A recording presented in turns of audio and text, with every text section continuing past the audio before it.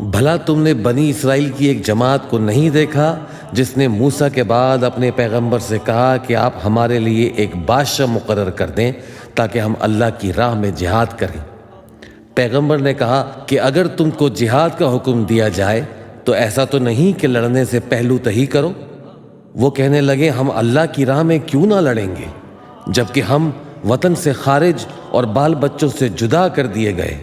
پھر جب ان کو جہاد کا حکم دیا گیا تو چند اشخاص کے سوا سب پھر گئے، اور اللہ ظالموں سے خوب واقف ہے۔ اور پیغمبر نے ان سے یہ بھی کہا کہ اللہ نے تم پر طالوت کو بادشاہ مقرر فرمایا ہے۔ وہ بولے کہ اسے ہم پر بادشاہی کا حق کیوں کر ہو سکتا ہے؟ اس سے بڑھ کر بادشاہی کے مستحق تو ہم ہیں، اور اس کے پاس تو بہت سی دولت بھی نہیں۔ پیغمبر نے کہا کہ اللہ نے اس کو تم پر فضیلت دی ہے اور بادشاہی کے لیے منتخب فرمایا ہے۔ اس نے اسے علم بھی بہت سا بخشا ہے اور تن و توش بھی بڑا عطا کیا ہے، اور اللہ کو اختیار ہے جسے چاہے بادشاہی بخشے۔ وہ بڑا کشائش والا ہے، دانا ہے۔ اور پیغمبر نے ان سے کہا کہ ان کی یعنی طالوت کی بادشاہی کی نشانی یہ ہے کہ تمہارے پاس وہ صندوق آئے گا جس کو فرشتے اٹھائے ہوئے ہوں گے۔ اس میں تمہارے پروردگار کی طرف سے تسلی بخشنے والی چیز ہوگی اور کچھ اور چیزیں بھی ہوں گی جو موسیٰ اور ہارون چھوڑ گئے تھے۔ اگر تم ایمان رکھتے ہو تو یہ تمہارے لیے ایک بڑی نشانی ہے۔ غرض جب طالوت فوجیں لے کر روانہ ہوا تو اس نے ان سے کہا کہ اللہ ایک نہر سے تمہاری آزمائش کرنے والا ہے۔ جو شخص اس میں سے پانی پی لے گا اس کی نسبت تصور کیا جائے گا کہ وہ میرا نہیں، اور جو نہ پیے گا وہ سمجھا جائے گا کہ میرا ہے۔ ہاں اگر کوئی ہاتھ سے چلو بھر پانی لے لے تو خیر۔ جب وہ لوگ نہر پر پہنچے تو چند آدمیوں کے سوا سب نے پانی پی لیا۔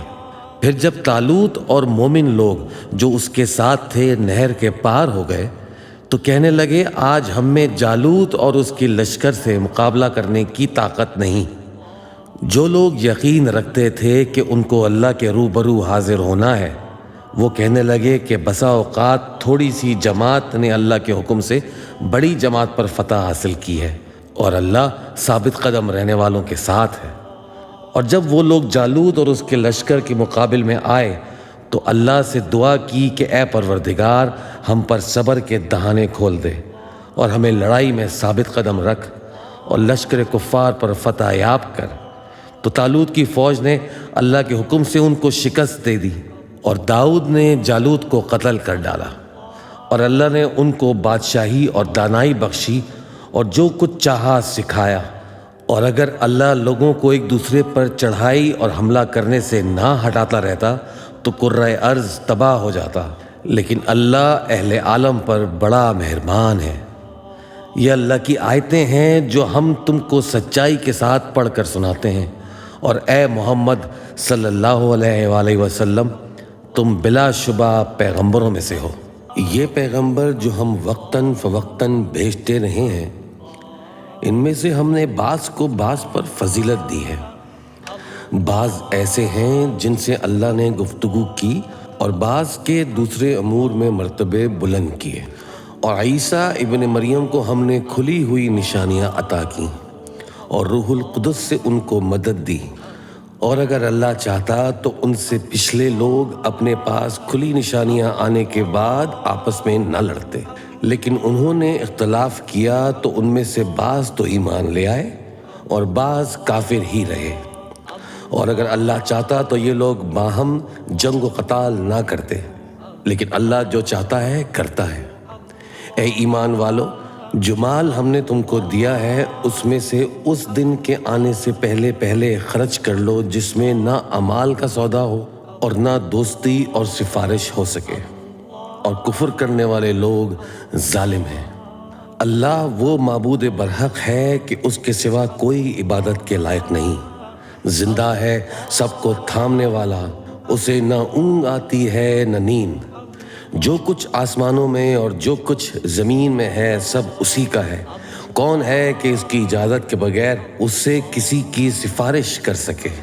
جو کچھ لوگوں کے روبرو ہو رہا ہے اور جو کچھ ان کے پیچھے ہو چکا ہے اسے سب معلوم ہے، اور لوگ اس کی معلومات میں کسی چیز پر دسترس حاصل نہیں کر سکتے۔ ہاں، جس قدر وہ چاہتا ہے اسی قدر معلوم کرا دیتا ہے۔ اس کی بادشاہی اور علم آسمان اور زمین سب پر حاوی ہے، اور اسے ان کی حفاظت کچھ بھی دشوار نہیں۔ وہ بڑا عالی رتبہ ہے، جلیل القدر ہے۔ دین اسلام میں کوئی زبردستی نہیں ہے۔ ہدایت صاف طور پر ظاہر اور گمراہی سے الگ ہو چکی ہے۔ تو جو شخص بتوں سے اعتقاد نہ رکھے اور اللہ پر ایمان لائے، اس نے ایسی مضبوط رسی ہاتھ میں پکڑ لی ہے جو کبھی ٹوٹنے والی نہیں، اور اللہ سب کچھ سنتا ہے، سب کچھ جانتا ہے۔ جو لوگ ایمان لائے ہیں ان کا دوست اللہ ہے کہ اندھیرے سے نکال کر روشنی میں لے جاتا ہے، اور جو کافر ہیں ان کے دوست شیطان ہیں کہ ان کو روشنی سے نکال کر اندھیرے میں لے جاتے ہیں۔ یہی لوگ اہل دوزخ ہیں کہ اس میں ہمیشہ رہیں گے۔ بھلا تم نے اس شخص کو نہیں دیکھا جو اس غرور کے سبب سے کہ اللہ نے اس کو سلطنت بخشی تھی، ابراہیم سے اپنے پروردگار کے بارے میں جھگڑنے لگا؟ جب ابراہیم نے کہا میرا پروردگار تو وہ ہے جو زندگی دیتا ہے اور موت دیتا ہے، وہ بولا کہ زندگی اور موت تو میں بھی دے سکتا ہوں۔ ابراہیم نے کہا کہ اللہ تو سورج کو مشرق سے نکالتا ہے، آپ اسے مغرب سے نکال دیجئے۔ یہ سن کر وہ کافر ہکا بکا رہ گیا، اور اللہ بے انصافوں کو ہدایت نہیں دیا کرتا۔ یا اسی طرح اس شخص کو نہیں دیکھا جس کا ایک بستی پر جو اپنی چھتوں پر گری پڑی تھی گزر ہوا، تو اس نے کہا کہ اللہ اس کے باشندوں کو مرنے کے بعد کیوں کر زندہ کرے گا؟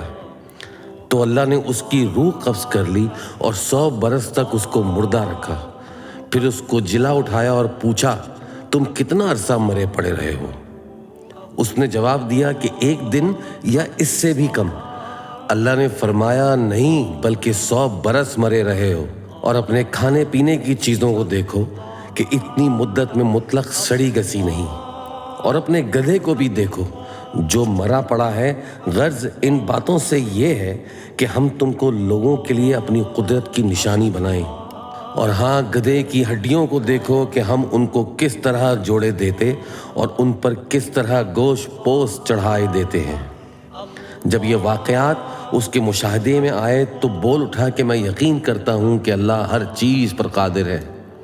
اور جب ابراہیم نے اللہ سے عرض کیا کہ اے پروردگار مجھے دکھا کہ تو مردوں کو کیوں کر زندہ کرے گا، اللہ نے فرمایا کیا تم نے اس بات کا یقین نہیں کیا؟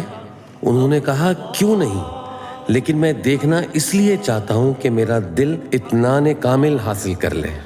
فرمایا کہ 4 پرندے لے لو، پھر ان کو اپنے سے ہلا لو اور ان کے ٹکڑے ٹکڑے کر دو، پھر ان کا ایک ایک ٹکڑا ہر ایک پہاڑ پر رکھ دو، پھر ان کو بلاؤ تو وہ تمہارے پاس دوڑتے چلے آئیں گے، اور جان رکھو کہ اللہ غالب ہے، صاحب حکمت ہے۔